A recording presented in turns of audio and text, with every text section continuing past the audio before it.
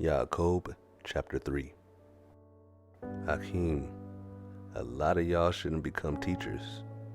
You must know that as a teacher, as a more, you will receive more judgment. All of us trip sometimes, and we'll all make a ton of mistakes.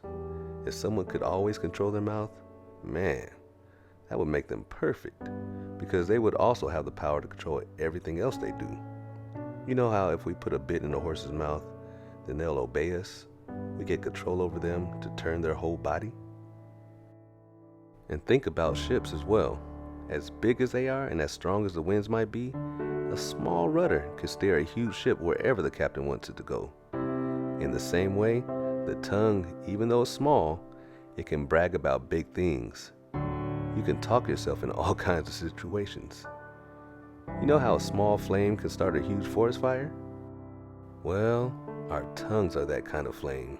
The tongue is a world of evil among the parts of our bodies, and it spreads unrighteousness all over our bodies.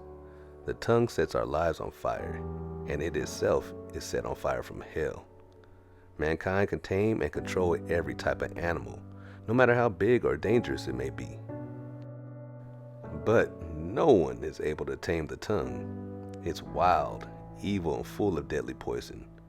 With our tongues, we can bless Yah by saying, Hallelujah.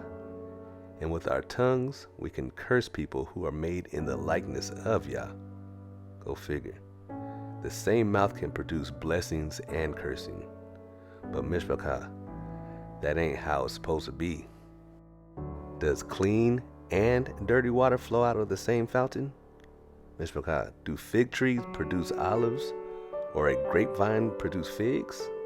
Nah, you can't get clean water from a polluted well.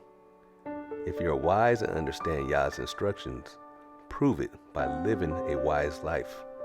Do good works and be humble. But if you are selfish and have bitter jealousy in your hearts, you ain't got nothing to brag about. Your bragging is nothing but lies that try to hide the truth. This is not wisdom from above. It's not from Yah, but it's earthly, unspiritual, and demonic.